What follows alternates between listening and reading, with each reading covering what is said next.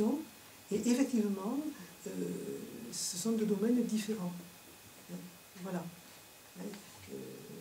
La mémoire est plus, je crois peut-être plus profonde. Elle est à une autre strate que le souvenir au sens, comment dire, affectif du terme. Voilà. Oui, oui, tout à fait, tout à fait. C'est important de distinguer les deux, je pense. Oui. D'un point de vue purement technique, je m'excuse, vous avez cité donc un poème de cette roche virginale qu'entoure une mer en furie, le Seigneur nouveau-né se plaint de l'homme terrestre, le traître, le tyran. Je tiens quand même juste un tout petit peu à préciser, mais ça fait partie un peu de spécialisation. Donc c'est effectivement dans les éditions du Cerf, du Seuil, pardon, excusez-moi, mais ce n'est pas repris dans les éditions modernes en espagnol. Hein. Donc ce n'est pas un poème, enfin, je ne suis pas spécialiste de cette poésie-là, je la découvre dans les éditions du Seuil, mais je signale quand même qu'elle ne se trouve pas dans les éditions modernes en espagnol. Donc je crains que ce poème ne soit pas attribué à Saint Jean de la Croix.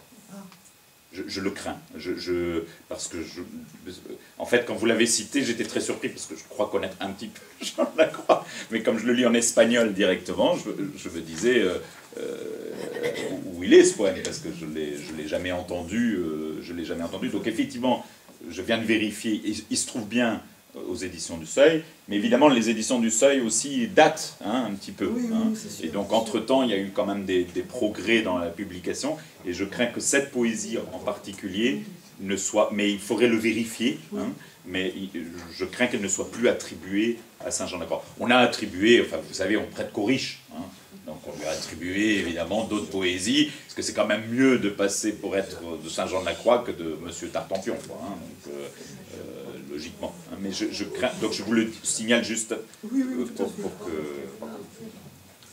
Pendant qu'on en est à la technique, la lettre que vous citiez, elle est page 1067 de l'édition du Seuil. Oui, je l'ai prise dans le Seuil, effectivement. Oui, 1067. Oui, c'est ça. Un religieux. Oui, là, pour en revenir à ce que vous dites, Père, et je vous en remercie, parce que je n'ai pas une connaissance globale. Pour ma part, elle m'a fait penser au Pastoureau. Donc j'ai vibré, si vous voulez. Oui, et je l'ai lu. Et je pense, mais là c'est vraiment dialogue entre spécialistes, si j'ose dire, mais je pense que le poème du Pastoureau est beaucoup plus significatif. Oui, il est très significatif. Oui.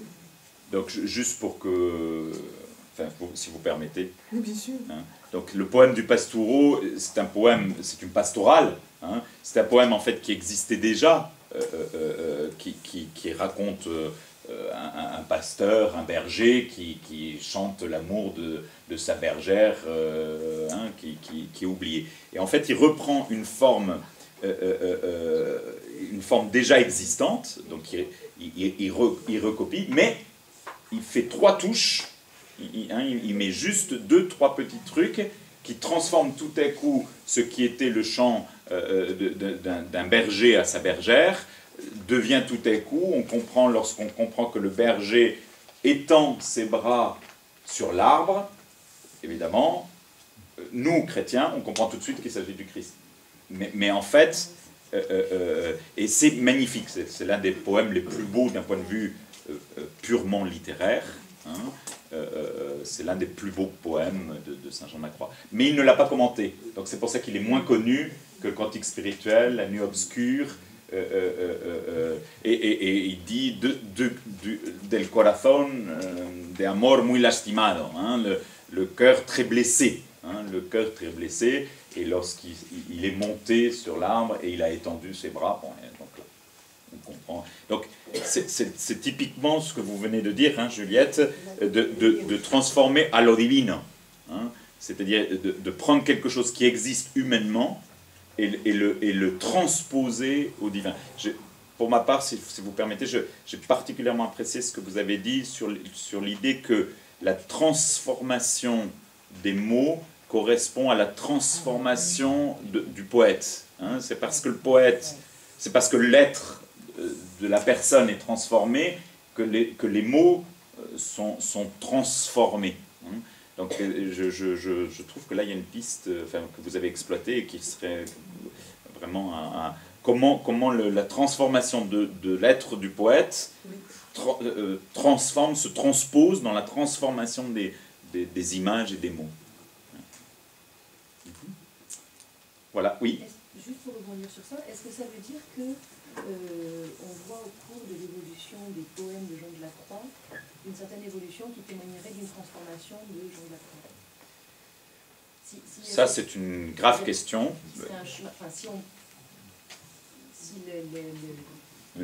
Je laisse Juliette d'abord. Si, est-ce qu'il y a une évolution de la poésie saint-jeaniste qui correspondrait à son évolution spirituelle? Oui, c'est ça. J'ai bien résumé. Juliette, qu'est-ce que vous en pensez? Oui. Pas mal, oui, c'est comme c'est ça qu'elle a dit au début aussi. Oui et non. Oui, il nous reste peu de temps, hein, 2 minutes, 3 minutes, mais si vous voulez réagir. Alors, il me semble que je ne mettrai pas systématiquement en parallèle l'évolution personnelle et l'évolution de la poésie. Il me semble que chaque texte est évolutif. Prenez le cantique, prenez l'obscur, prenez la vive flamme. Ce sont des textes évolutifs.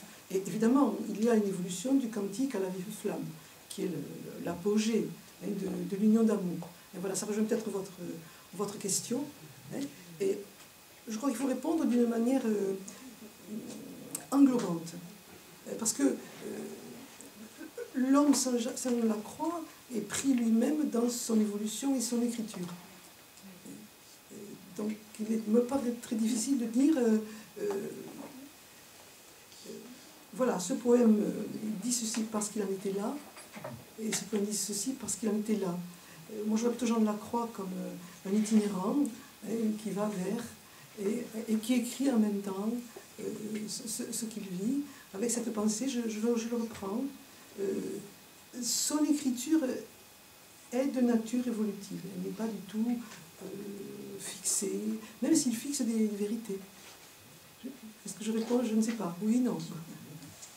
À peu près. Oui. J'aurais peut-être des petites précisions, mais je le ferai demain, parce que malheureusement, il y a ou cet après-midi, en reprenant, on verra. Oui. C'était juste pour faire un petit complément à ce que disait Juliette. Quand on regarde une rétrospective d'un peintre, d'un artiste, c'est très intéressant de voir comment dans les premières œuvres, les dernières sont contenues. Elles sont déjà là, mais pas encore. Et en même temps, il y a une unité profonde des premières aux dernières. Et ça illustre bien ce que j'ai tenté de vous dire. Oui. Voilà. Quand même, d'un point de vue purement précision factuelle, il est évident que, par exemple, le cantique spirituel, il y a eu un premier jaillissement auquel il a rajouté quelques strophes supplémentaires, puis il a rajouté quelques strophes supplémentaires. Donc là, on voit bien que la poésie se poursuit. Il est tout aussi évident... Alors, l'une des difficultés pour répondre à cette question, c'est que beaucoup de ces poésies ne sont pas datées. On ne sait pas quand est-ce qu'il les a composées. Elles ont été recueillies. Alors, certaines on sait, mais d'autres on ne sait pas. Donc c'est toujours délicat de dire... Bon. Par contre, on peut aussi dire, en étudiant la poésie, que certaines poésies restent très proches de leur original, c'est-à-dire que Jean de la Croix a quand même tendance à reprendre quelque chose déjà existant. Par exemple, le Cantique des Cantiques, évidemment, surtout le Cantique des Cantiques, mais pas seulement. Là, on vient de voir le psaume, il reprend le psaume et il le reprend à sa manière, où il reprend un poème profane, il le reprend et il le reprend à sa manière. Donc, pendant toute une grande partie de sa poésie, c'est, alors en langage technique, on appelle ça une réénonciation, hein, c'est-à-dire, c'est pas de la redite, mais on reprend et on énonce à frais nouveaux, hein, on réénonce quelque chose de déjà existant. Par contre, je suis tout à fait d'accord avec Juliette, par exemple, dans La vive flamme d'amour, qu'il a écrit d'un seul jet, là, ce n'est pas de la redite, même si ça s'appuie sur les flammes de Ya du Cantique des Cantiques, il va beaucoup bien au-delà. Et alors là, il y a carrément une poésie, enfin un poème qui est autre, hein, et qui va au-delà, et qui manifeste bien une évolution spirituelle. Merci. Sainte Thérèse. Oh là là.